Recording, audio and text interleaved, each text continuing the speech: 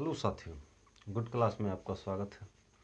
आज हम कक्षा 6 का प्रश्नावली अभ्यास 13A को हल करेंगे।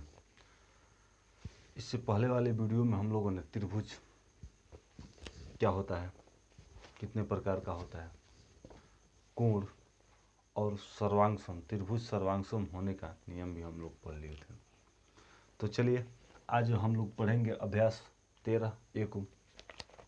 आप लोगों के सामने यह चित्र बनाया गया है और हमने क्वेश्चन को नहीं लिखा है, सिर्फ फिगर बना दिया है।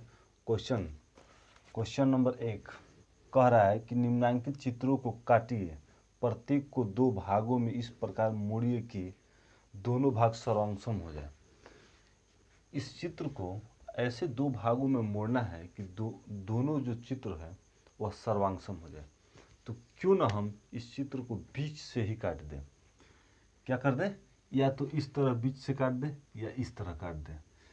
जब हम बीच से काट देंगे तो हमें सर्वांगसम होने के लिए, सर्वांगसम का मतलब होता है कि सर्व अंग, मतलब कि दो त्रिभुज या दो चतुर्भुज में सभी अंग क्या हो, समान हो, क्या हो, समान हो। तो हम क्या करेंगे, इसको किसी तरह, यह आयत है, आयत की आमने सामने की भुजाएं बराबर होती है, तो इसको हम इस तरह काट देंगे या इस तरह काट देंगे या बीचों बीच काट देंगे। यह क्या हो जाएगा, सर्वांगसम हो जाएगा।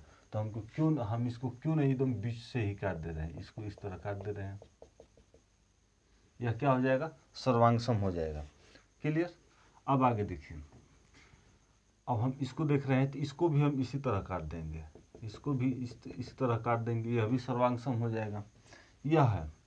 यह त्रिभुज है तो यह समबाहु त्रिभुज है। समबाहु त्रिभुज की तीनों भुजाएं बराबर होती है, तो हम इसको ऐसे काट देंगे बीचों बीच। यह क्या हो जाएगा, यह त्रिभुज सर्वांगसम इसके हो जाएगा। यह दोनों त्रिभुज आपस में क्या हो जाएगा, सर्वांगसम हो जाएगा। हमें कहा है कि सिर्फ आपको अपने मर्जी से काटना है या मोड़ना है ताकि वह क्या हो जाए, सर्वांगसम हो जाए। तो क्यों ना हम इसको दो बराबर भागों में बांट दें, और जब दो बराबर भागों में बांट देंगे तो यह त्रिभुज क्या हो जाएगा, यह चतुर्भुज क्या हो जाए, सर्वांगसम हो जाएगा। यहाँ पर यह केंद्र है, हम इसको इसी तरह केंद्र से होते हुए एक दो भागों में बांट दिए, यह भी क्या हो जाएगा, यह भी सर्वांगसम हो गया। मतलब कि यह भाग इसके सर्वांगसम हो गया, यह भाग इसका सर्वांगसम हो गया, यह वाला भाग इस भाग का सर्वांगसम हो गया, यह वाला भाग इस भाग का सर्वांगसम हो गया। चलिए हम क्वेश्चन नंबर 2 को देख लेते हैं। कह रहा है कि नीचे बने चित्र को यदि बिंदुदार रेखाओं पर दो भागों में मोड़ा जाए तो प्रत्येक के दोनों भाग सर्वांगसम है या नहीं। अपनी अभ्यास पुस्तिका में प्रत्येक के समक्ष हाँ या नहीं उत्तर लिखिए। इससे पहले यह आयत है, यह भी आयत है। इसी आयत को हम यहाँ पर बिंदुदार द्वारा दो बराबर भागों में बांटा गया है। तो कहा है कि सर्वांगसम है या नहीं है, तो यह सर्वांगसम है। क्या है, सर्वांगसम, हाँ है, सर्वांगसम है, क्योंकि दो बराबर भागों में बांट दिया गया है। अब देखिए, यह है, यह सर्वांगसम नहीं है, क्योंकि यह वाला भाग यहाँ, इससे यह वाला भाग ज़्यादा है, यह कम है। इसकी भुजाएं अलग है, इसकी भुजाएं अलग है, यह भुजा अलग है, यह भुजा अलग है। क्लियर, सर्वांगसम नहीं है। सर्वांगसम होने के लिए एक त्रिभुज दूसरे त्रिभुज के लगभग समान अंग का हो, यानी कुछ भुजाओं के आधार पर, कुछ कोण के आधार पर, या भुजाओं के आधार पर, या कोण के आधार पर हमें क्या होना चाहिए, सर्वांगसम होना चाहिए। इससे पहले वाले वीडियो अगर ये आप लोग नहीं देखे हो तो इससे पहले वाले जो हम वीडियो डाले हैं, सर्वांगसमता का नियम या त्रिभुज या कोण, सभी वीडियो डाल दिया गया है। आप उस वीडियो को जाकर के पहले देख लीजिए। यह हो जाएगा, यह सर्वांगसम है, हाँ हाँ, इसलिए कि यह वाला जो त्रिभुज है, इस त्रिभुज के क्या हो जाएगा, बराबर हो जाएगा, यानी सर्वांगसम हो जाएगा। क्योंकि यह रेखा दोनों में उभयनिष्ठ है, यह वर्ग है तो यह भुजा, यह भुजा, यह भुजा सभी आपस में बराबर हो जाएंगे। यह भी है हाँ, यह भी है हाँ। अब देखिए, यह नहीं है, इसलिए नहीं है, इसलिए नहीं है कि देखिए, यह भुजा देखिए और यह भुजा देखिए, उसके साथ यह वाली भुजा देखिए, अंतर है दोनों में अंतर है, तो यह नहीं हो सकता है। यह हाँ है, हाँ, यह क्या है, सर्वांगसम है।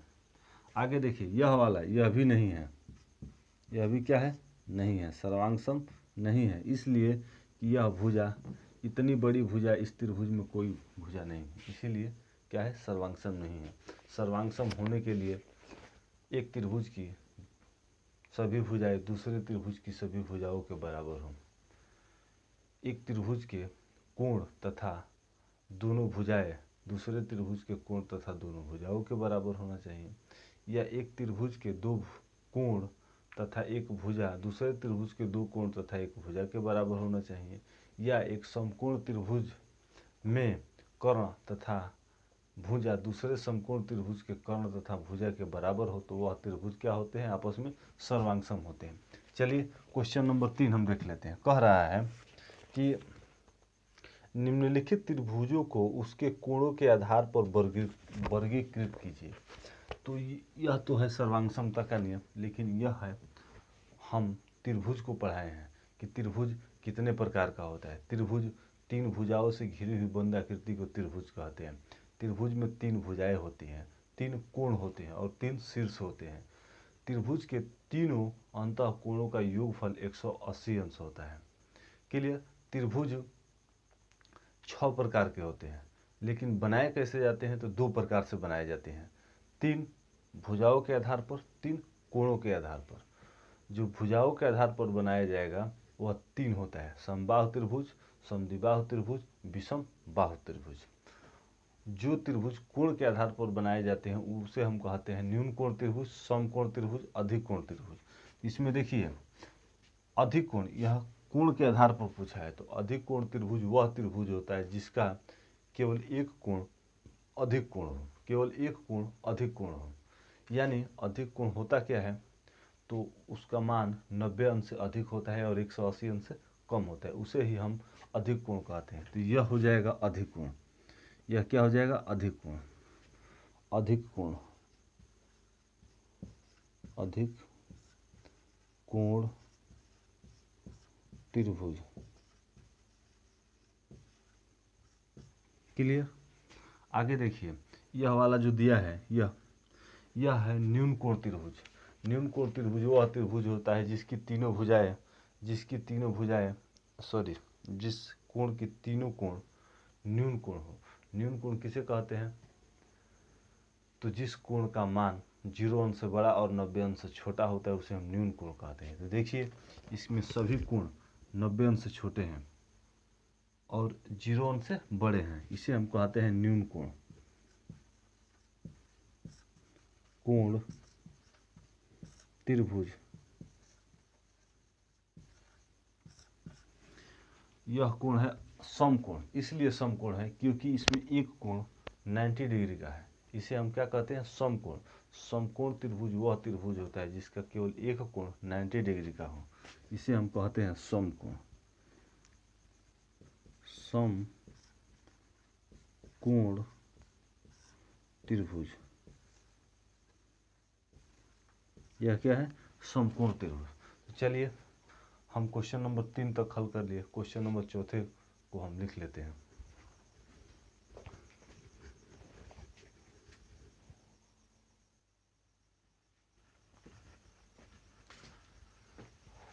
हाँ, तो चलिए आप लोगों के सामने यह क्वेश्चन नंबर 4, क्वेश्चन नंबर 5 और क्वेश्चन नंबर 6, क्वेश्चन नंबर 7 लिख दिया गया है।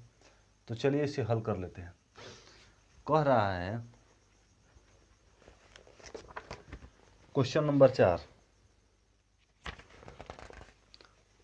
कह रहा है कि निम्नलिखित त्रिभुजों को उनके भुजाओं के आधार पर वर्गीकृत कीजिए। अभी तक हम लोगों ने पढ़े थे, क्वेश्चन नंबर 3 में पढ़े थे कि त्रिभुज को उसके कोण के आधार पर बताओ कि हाँ यह कौन सा त्रिभुज है।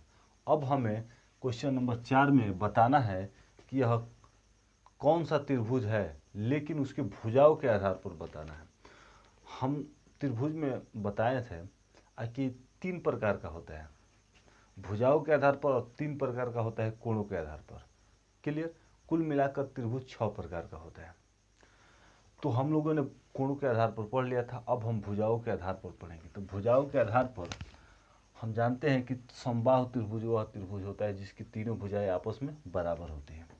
देखिए, यह त्रिभुज, यह भुजा और यह भुजा और यह भुजा, कोई ऐसी भुजा है जो दोनों बराबर है, यानी यह भुजा और यह भुजाएं आपस में बराबर है।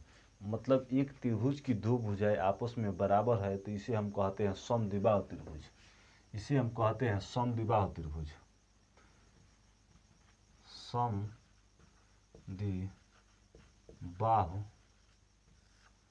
त्रिभुज, उसे हम क्या कहेंगे? समद्विबाहु त्रिभुज कहेंगे। क्लियर? यही न दिया है, यही दिया है। अब आगे देखिए, यह हो गया 3 सेंटीमीटर 2 सेंटीमीटर, यानी यह विषमबाहु त्रिभुज है। विषम बाहु त्रिभुज। क्लियर? देखिए, यह भुजा अलग है, यह भुजा अलग है, यह भुजा अलग है। ये जिस त्रिभुज की तीनों भुजाएं अलग होती है उसे हम विषमबाहु त्रिभुज कहते हैं। इसमें हम देख लेते हैं, यह भी विषमबाहु त्रिभुज है। इसलिए कि यह भुजा और यह भुजा और यह भुजा, तीनों भुजाएं अलग अलग माप की है, तो यह भी विषमबाहु त्रिभुज है। विषमबाहु त्रिभुज, विषमबाहु त्रिभुज। यह त्रिभुज देखिए, एक भुजा 3 सेंटीमीटर, दूसरी भी 3 सेंटीमीटर और तीसरी भी 3 सेंटीमीटर, यानी जिस त्रिभुज की तीनों भुजाएं एक समान माप की हो उसे हम समबाहु त्रिभुज कहते हैं। इसको हम लिख सकते हैं समबाहु त्रिभुज। समबाहु त्रिभुज। क्लियर? क्वेश्चन नंबर हम 5 को देख लेते हैं। कह रहा है कि नीचे दो रेखाखंड दिए गए हैं, दोनों रेखाखंड सर्वांगसम है। जब दोनों रेखाखंड सर्वांगसम है तो यह रेखाखंड इस रेखाखंड के क्या हो जाएगा? बराबर हो जाएगा। यानी ए बी की लंबाई दिया है 4.5, तो सी और डी की लंबाई भी क्या हो जाएगा? 4.5 सेमी। इसलिए कि जब दोनों त्रिभुज सर्वांगसम है, दोनों भुजाएं सर्वांगसम है, ए बी सर्वांगसम सी डी है। जब ए बी सर्वांगसम सी डी है तो क्या हो जाएगा? उसका मान भी हो जाएगा। इसलिए देखिए, हम इसको रख कर हल कर रहे हैं। जब पहले से दिया है कि सर्वांगसम का मतलब कि सभी अंग समान होता है, यानी ए बी बराबर सी डी। ए बी का मान क्या दिया है? ए बी का मान दिया है 4.5 बराबर सी डी। हो गया, कितना आया? 4.5 हो गया। अब हम क्वेश्चन नंबर 6 को हल करेंगे। कह रहा है कि चित्र में ए बी सी डी एक रेखा पर स्थित बिंदु है। रेखाखंड सी ए बराबर रेखाखंड बी डी, सी ए बराबर रेखाखंड बी डी। तो रेखाखंड सी बी और ए डी बराबर है या नहीं है। यानी हम पढ़ रहे हैं सर्वांगसम, यानी यह बराबर है। 4 बिंदु है, चारों बिंदु समान दूरी पर स्थित है, यानी यह सी ए बराबर बी डी है। तो यहाँ पर यह जो है, यह क्या पूछा है? सी बी क्या दिया है? सी बी और ए डी सी अभी यहाँ से, यानी यहाँ से यहाँ तक, यहाँ से यहाँ तक, और ए डी यहाँ से यहाँ तक, यह दूरी क्या हो जाएगी? आपस में बराबर हो जाएगी। हाँ, यह क्या है? बराबर है। इसलिए बराबर है कि इसमें एक यह क्या है? यह और यह क्या है? बराबर है। जब बराबर है तो इन दोनों को जब हम हल करेंगे तो यह क्या हो जाएगा? आपस में दोनों में क्या हो जाएगा? यह देखिए, ए और बी इसमें भी कॉमन है और इसमें भी शामिल हो रहा है। जब दोनों में शामिल हो रहा है यानी यह दोनों आपस में क्या हो जाएगा? बराबर हो जाएगा।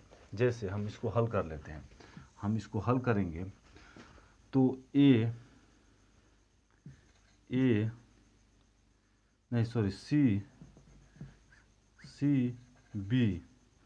बी बराबर सी ए प्लस सी बी हो जाएगा।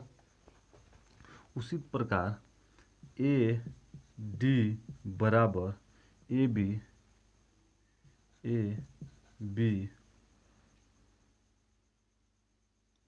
सी बी बराबर क्या किया दिया है सी ए हो गया और ए बी सॉरी यह गलती हो गया ए बी हो गया क्लियर। अब उसके बाद हम क्या करेंगे कि डी ए बराबर यह हो जाएगा एक तो यह हो जाएगा ए बी हो गया और बी डी दोनों प्लस हो जाएगा।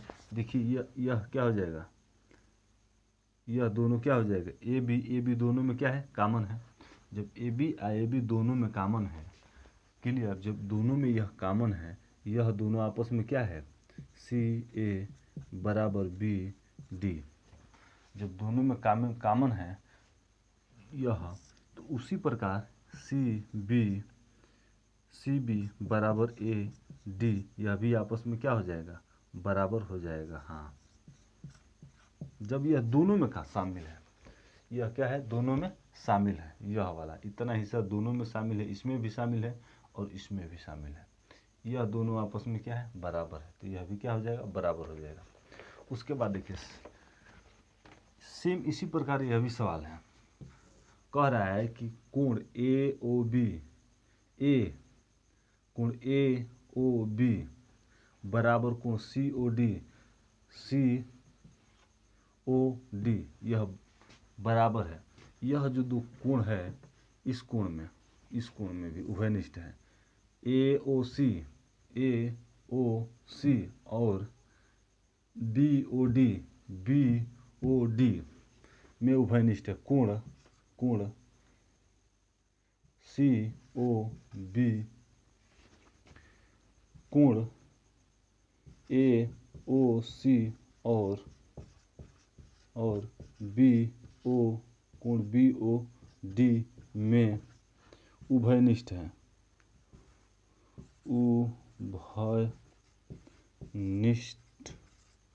है अतः